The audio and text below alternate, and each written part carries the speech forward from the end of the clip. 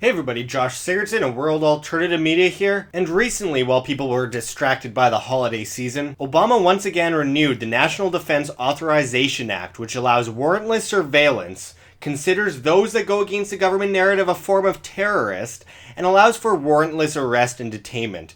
Obama has made a point to renew this act during the holiday season in the past, most notably in the evening on December 31st, 2011, while people were celebrating the New Year. While the mainstream media hasn't exactly picked up on the NDAA, there's all the more reason for that this time around. This time, buried in the act, we find a House resolution proposed by Congressman Adam Kinzinger and Ted Lieu, which tackles a recent doublespeak propaganda initiative, fake news, which targets any media going against the mainstream narrative, no matter how factual, as nothing more than anti-government propaganda, which is cited as dangerous to national security. It's called House Resolution 5181.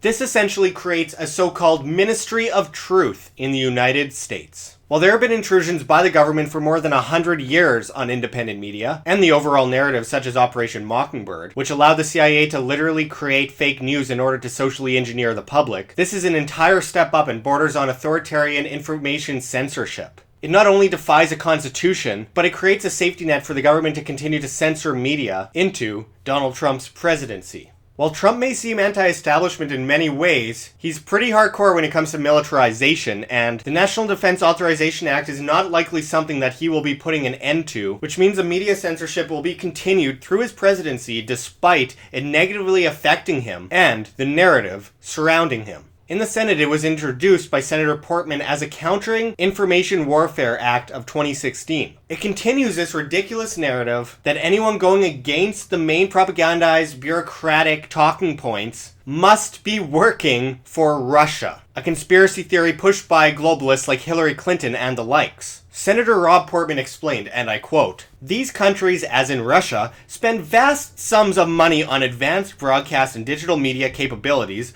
targeted campaigns, funding of foreign political movements, and other efforts to influence key audiences and populations." He went on to say, "Surprisingly, there is currently no single U.S. governmental agency or department charged with the national level development, integration, and synchronization of whole-of-government strategies to counter foreign propaganda and disinformation." End quote. It's called freedom of the press, you scum.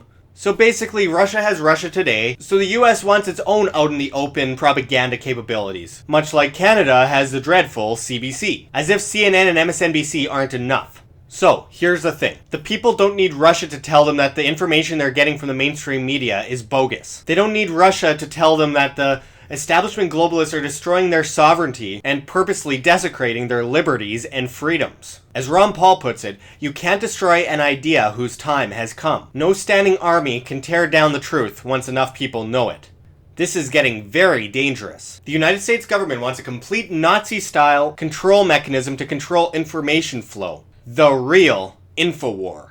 Keep in mind that this has been in the works long before the fake news narrative came into the spotlight. That's because his fake news narrative has been a planned attack on independent media and anyone not towing the government line. Now, it should be mentioned that within the act they mention that none of this gives authority to intelligence agencies to go against the Constitution. But keep in mind that many acts make mention of such a clause, that one cannot defy the Constitution, but they do anyways. Their oversight is basically themselves. You don't let a suspected murderer investigate the murder case. Internal accountability is hardly accountability. Remember, the NSA was supposed to be making sure their agency obeyed the Constitution, and they certainly did not, and they certainly still do not. The Constitution has been trampled and spat on for a very long time now. There are so many examples of the mainstream media faking news it would take forever to explain in this video, and would be quite off point. But for starters, see our report from 2015 called A Brief History of Government Control of the Mainstream Media. And look up compilations on YouTube of the mainstream media faking news. There's a lot of them out there. And whether or not you like Donald Trump, one cannot deny that the mainstream media tried to socially engineer the public to be against Donald Trump from the beginning. In many realms, many today have beliefs, but they don't know why they have those beliefs. Because they're just regurgitating something they heard in the media. It's alarming and dangerous to the spread of information and to the future of humanity as a whole.